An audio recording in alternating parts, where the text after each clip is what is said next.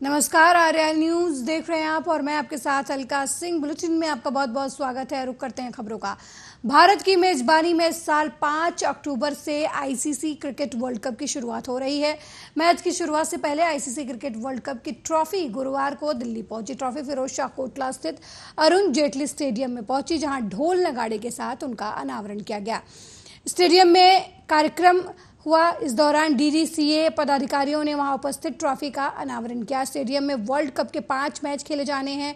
2 घंटे तक लोगों ने इस वर्ल्ड कप ट्रॉफी के साथ फोटो भी खिंचवाई। बीसीसीआई अध्यक्ष उपाध्यक्ष राजीव शुक्ला ने कहा कि क्रिकेट वर्ल्ड कप के इतिहास में अधिकतर ऐसा हुआ है कि मेजबान टीम ही विजेता बनी है और इस बार वर्ल्ड कप की मेजबानी भारत कर रहा है, तो भारत के विजेता बनने की पूरी उम्मीद है। हम उम्मीद करते हैं कि ये ट्रॉफी हमारे पास ही रहेगी। शुक्ला ने कहा कि 2011 के वर्ल्ड कप की मेजबानी जब भारत ने की थी, उस वक्त विजेता भारत ही बना था।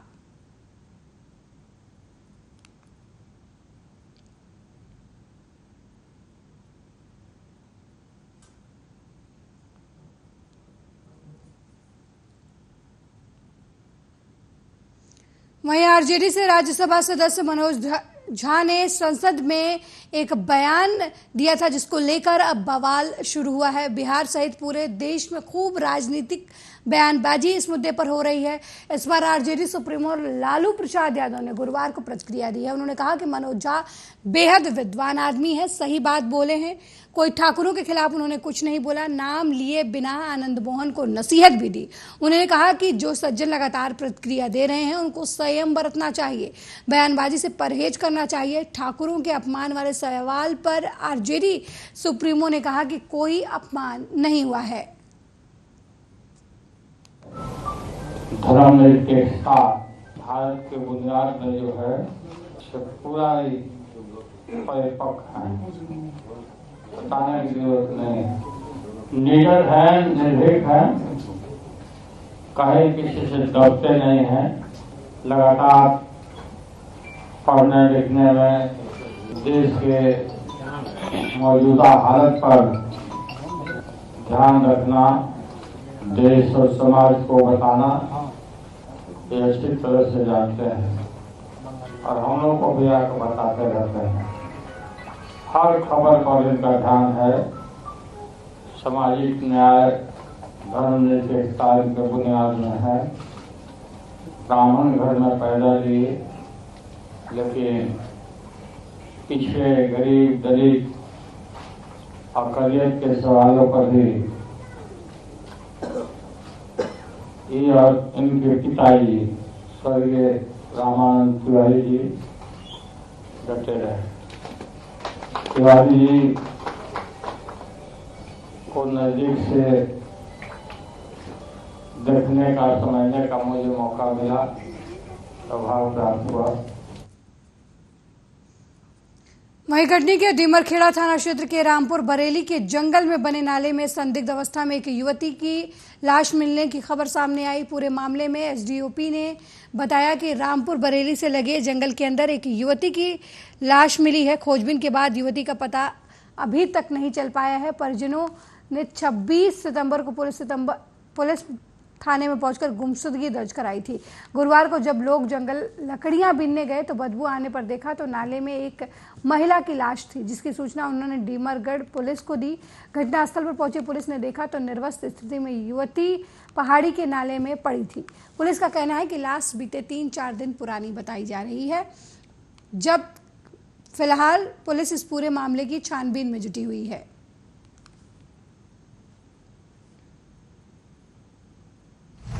आज सुबह 9 बजे थाना ढीमरखेड़ा को सूचना प्राप्त हुई कि रामपुर गांव के पीछे पहाड़ी पर एक कोई लड़की है अज्ञात, उसकी एक डेड बॉडी पड़ी है, जिसकी उम्र लगभग 20 से 25 साल के बीच में है।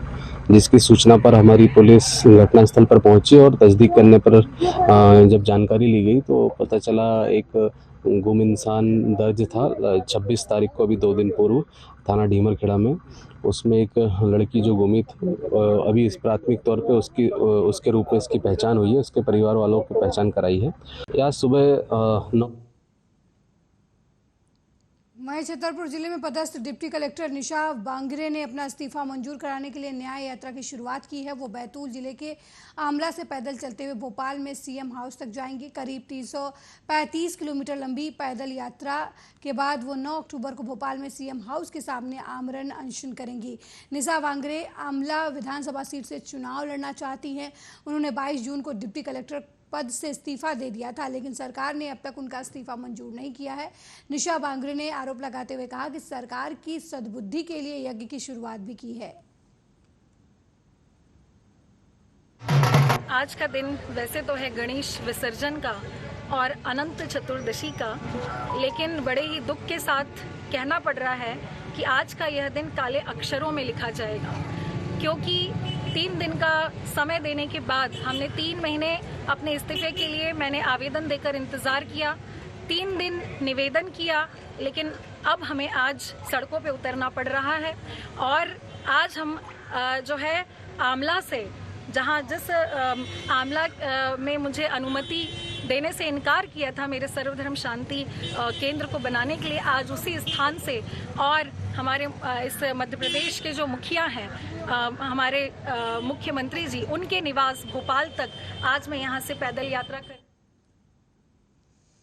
वहीं 10 दिन विराजमान होने के बाद आखिर बप्पा की विदाई की। लोगों ने बप्पा को विदा करने के लिए भक्त ढोल नगाड़ों के साथ चंबल तट पर पहुंचे, जहां पर प्रशासन की सुरक्षा को देखते हुए भक्तों को चंबल तट पर नहीं जाने दिया गया, जिससे भक्त निराश दिखाई दिए। भक्तों का यह कहना है कि अभी तो इतना पानी नहीं था, फिर भी हमें विसर्जित नहीं करने दिया गया।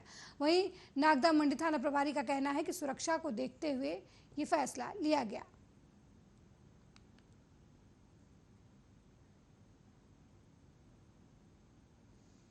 वहीं खनिया थाना में अनंत चतुर्दशी के दिन भगवान श्री गणेश जी का विसर्जन किया गया, जिसमें बड़ी माता मंदिर गणेश मंदिर के विराजमान मूर्ति को वाल्मीकि समाज के लोगों ने विसर्जित करने के लिए यात्रा निकाली। यात्रा मुख्य मार्ग से होते हुए धोबिया तालाब पहुंची, जहां पर श्री गणेश जी का विसर्जन किया गया।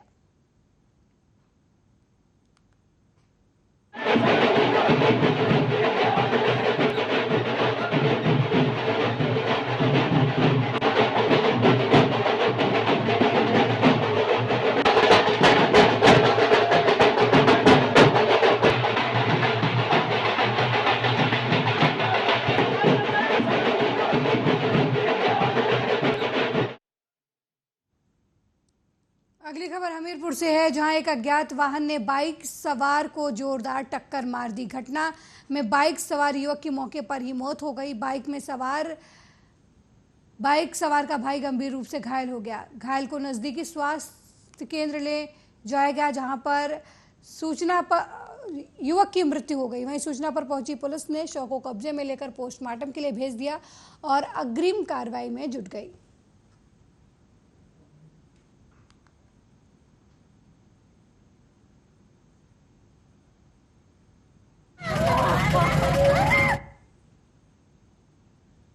वहीं अलीगढ़ में 19 तारीख को अपने घर में गणेश प्रतिमा स्थापित करने वाली रूबी आसिफ खान ने गंगा में भगवान गणेश की प्रतिमा का विसर्जन किया। रूबी आसिफ खान ने सुबह अपने घर से गणेश प्रतिमा लेकर निकली और नरोरा के नरवर घाट पर पहुंचकर भगवान गणेश की प्रतिमा का विसर्जन किया। इससे पहले रूबी आसिफ खान ने भगवान गणेश की प्रतिमा को अपने घर पर स्थापित किया था, जिसके बाद उन पर फतवे जारी हुए और उनके घर पर पोस्टर भी लगे। प्रशासन ने गणेश विसर्जन के लिए उनकी सुरक्षा की व्यवस्था की। रूबी ने बताया कि आज वो भगवान गणेश का विसर्जन कर रही हैं। 10 दिनों के बाद नरोरा में उन्हें किसी का डर नहीं था और वे ये समझती हैं कि डरने से वे एकता को कैसे रोक सकेंगी। वो कहती है कि हिंदू और मुस्लिम हम सभी एक हैं और हमें एकता से रहना चाहिए। सबको इस त्यौहार को मिलजुल कर मनाना चाहिए ताकि एकता बरकरार रहे। मैं डरने वाली नहीं हूँ। रूबी आसिफ खान ने अपने योगदान को जारी रखने का इरादा दिखाया है। उन्हें फतवों से कोई डर नहीं लगता।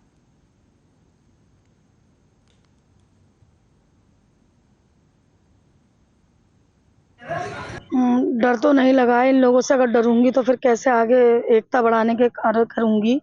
हिंदू मुस्लिम सभी लोग हम लोग एक हैं, एक ही बने रहें, इसीलिए सब कुछ करती हूँ कि सभी को ये त्योहार मिलजुल कर मनाने चाहिए, एका बना रहे।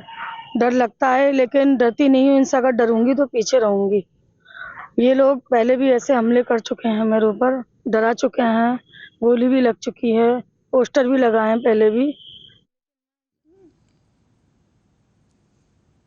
वहीं दतिया के सेवड़ा विधानसभा से बहुजन समाज पार्टी के प्रत्याशी रहे लाखन सिंह यादव के सौजन्य से क्रिकेट टूर्नामेंट का आयोजन 19 सितंबर से किया जा रहा है। जानकारी देते हुए इसकी डॉक्टर अमित यादव ने कहा कि मेरे पिता लाखन सिंह यादव ने tournament IPL Indergarh premium league के नाम से आयोजित कर रहे हैं, जो 6 अक्टूबर तक थाना ग्राउंड इंदरगढ़ में आयोजित होगा। स्वर्गीय अभिषेक राजौरिया की स्मृति में इस टूर्नामेंट के आयोजन के लिए पिछले 1 महीने से ग्राउंड को खेलने के लायक बनाया जा रहा था। ग्राउंड बनने के बाद अब यहाँ अलग अलग टीमों ने आना शुरू कर दिया है। अब तक 35 टीमों ने अपना पंजीयन कराया है। यह मैच रोजाना शाम 5 बजे से देर रात तक दुधिया रोशनी में आयोजित होगा। इसके लिए बिजली की पर्याप्त व्यवस्था की गई है। खास बात यह है कि इस कार्यक्रम में सेवड़ा विधानसभा के ही सभी अतिथि और मुख्य अतिथि बनाए गए हैं।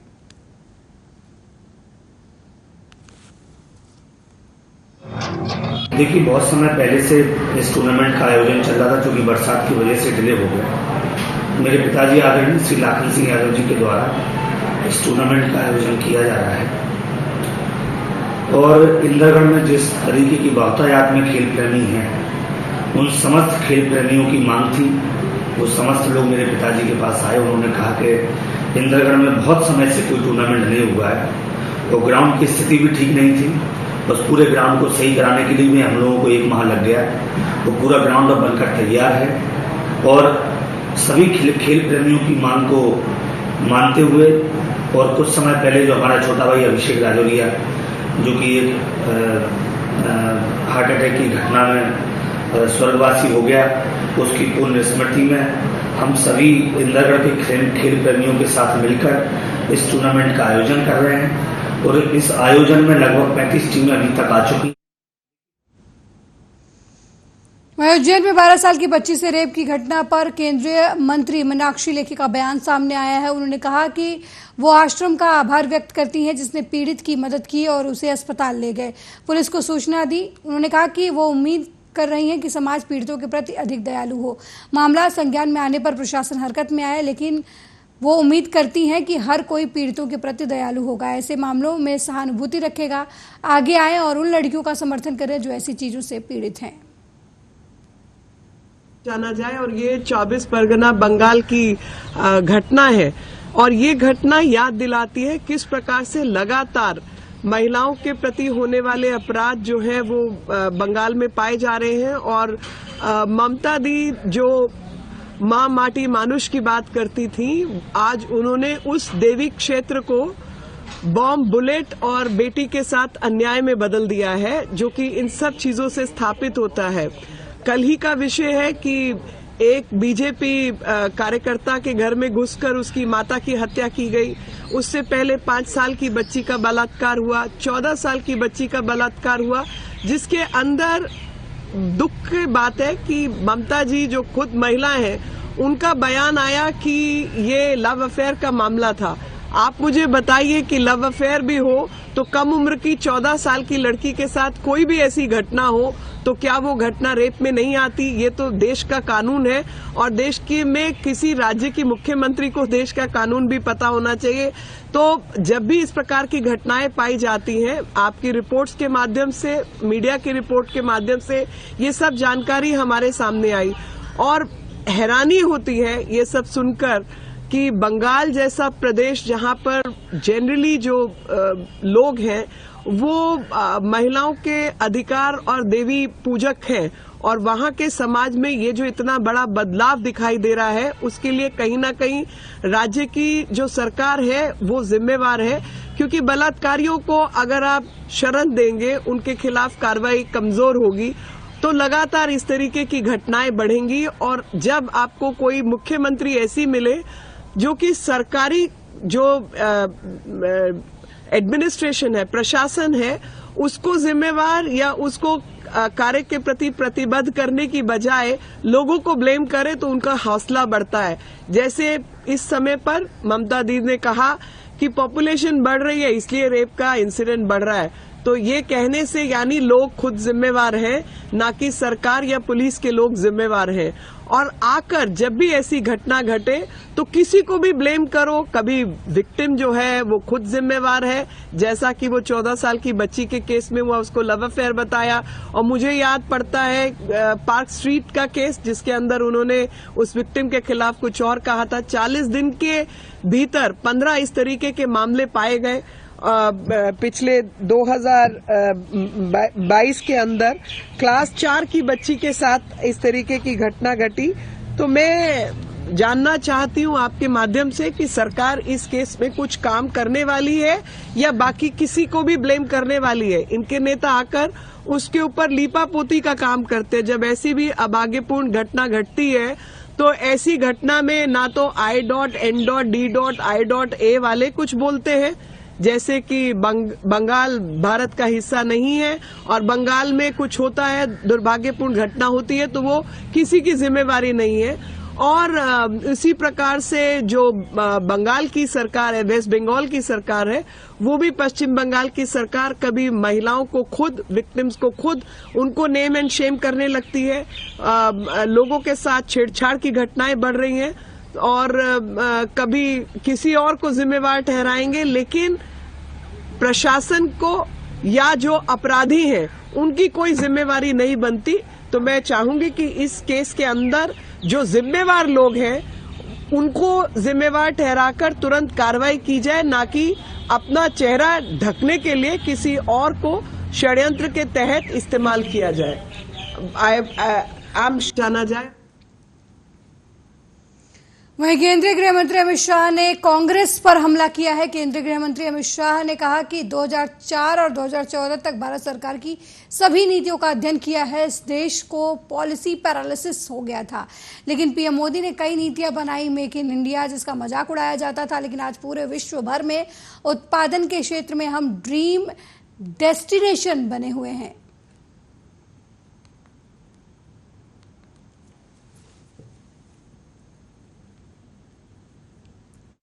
और इसीलिए प्रधानमंत्री जी ने 75 साल से 100 साल की इस यात्रा को अमृत काल का नाम दिया है। इस 25 साल 75 साल से 100 साल की हमारी यात्रा हमारा अमृत काल देश का, इस संकल्प लेने का भी समय है और संकल्प को सिद्धि में परिवर्तित करने का भी समय है। हम ऐसा देश चाहते हैं जिसका स्वप्न हमें देश के प्रधानमंत्री मोदी जी ने दिखाया है कि जब देश आजादी की शताब्दी मनाता हो तब कोई क्षेत्र ऐसा न हो जहां दुनिया में भारत प्रथम न हो। इस प्रकार के भारत की रचना करना हमारा समय, क्योंकि सबसे युवा देश हमारा है, सबसे ज्यादा आबादी वाला देश हमारा है, सबसे ज्यादा इंजीनियर अगर किसी एक देश के पास है तो भारत के पास है, सबसे ज्यादा डॉक्टर किसी एक देश के पास है तो भारत के पास है, सबसे ज्यादा टेक्नोक्रेट अगर किसी एक देश के पास है तो भारत के पास है। और इसीलिए शिवसेना के उद्धव ठाकरे गुट के सांसद संजय राउत ने विपक्ष पर कटाक्ष करते हुए, हमला करते हुए कहा कि अंतर्राष्ट्रीय मंच पर ओम बिरला जी के नेतृत्व में घाना में लोकतंत्र को मजबूत करने के लिए जो प्रतिनिधिमंडल जा रहा है उसमें महाराष्ट्र विधानसभा के अध्यक्ष हैं, जहां लोकशाही की क्या दशा है, लोकशाही की हत्या कर दी गई है। 1 साल से पूरी तरीके से संविधान, कानून और सर्वोच्च न्यायालय के खिलाफ जाकर ये सरकार चल रही है। कर दिया घाना में अंतर्राष्ट्रीय मंच पर हमारे लोकतंत्र को मजबूत करने के लिए ओम बिरला जी के नेतृत्व में जो डेलीगेशन जा रहे हैं उसमें हमारे महाराष्ट्र के विधानसभा के अध्यक्ष हैं। यहां हमारे महाराष्ट्र में लोकशाही की क्या दशा आप देख लीजिए। संविधान, लोकशाही मर्डर कर दिया ये लोगों ने, और वहां जाकर प्रवचन छोड़ेंगे घाना में। यहां तारीख पे तारीख 1 साल से पूरी तरह से संविधान के खिलाफ, कानून के खिलाफ, सर्वोच्च न्यायालय के निर्णय के खिलाफ जाकर ये लोग सरकार चला रहे हैं। और अंतर्राष्ट्रीय मंच पर लोकतंत्र के प्रवचन जाकर छोड़ेंगे। मेरी जानकारी है घाना में श्राद्ध के दौरान कुल देवताओं, पितरों और पूर्वजों के प्रति श्रद्धा प्रकट की जाती है। साल में 15 दिन के विशेष अवधि में श्राद्ध कर्म किए जाते हैं और इसकी शुरुआत आज से शुरू हो चुकी है। श्राद्ध पक्ष को पितृपक्ष और महालय के नाम से भी जाना जाता है। ऐसी मान्यता है कि श्राद्ध पक्ष के दौरान हमारे पूर्वज पृथ्वी पर सूक्ष्म रूप में आते हैं और उनके नाम से किए जाने वाले तर्पण को स्वीकार करते हैं। इससे पितरों की आत्मा को शांति मिलती है और घर में सुख शांति बनी रहती है। पितृपक्ष भाद्र की पूर्णिमा से ही शुरू होकर आश्विन मास की अमावस्या तक चलता है। आश्विन माह के कृष्ण पक्ष को पितृपक्ष कहा जाता है। भाद्रपद पूर्णिमा को उनका श्राद्ध किया जाता है जिनका निधन साल के किसी भी पूर्णिमा को हुआ हो। शास्त्रों में भाद्रपद पूर्णिमा के दिन देह त्यागने वालों का तर्पण अश्विनी अमावस्या को करने की सलाह दी जाती है। वहीं साल के किसी भी पक्ष में जिस तिथि को घर के पूर्वज का देहांत हुआ हो उनका श्राद्ध कर्म पितृपक्ष की उसी तिथि को करना चाहिए।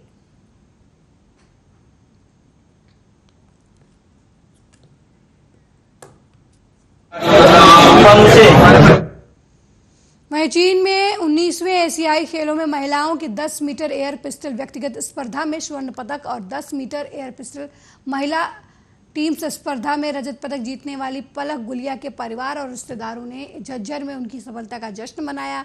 महिलाओं के 10 मीटर एयर पिस्टल व्यक्तिगत स्पर्धा में 17 साल की पलक के स्वर्ण पदक जीतने पर उनकी बड़ी बहन ने कहा कि उनके पास शब्द नहीं है। ये तो पता था कि वो मेडल जीत कर लाएंगी, लेकिन इतनी कम उम्र में स्वर्ण पदक जीतेंगे ये नहीं पता था। हमें उन पर बेहद गर्व है।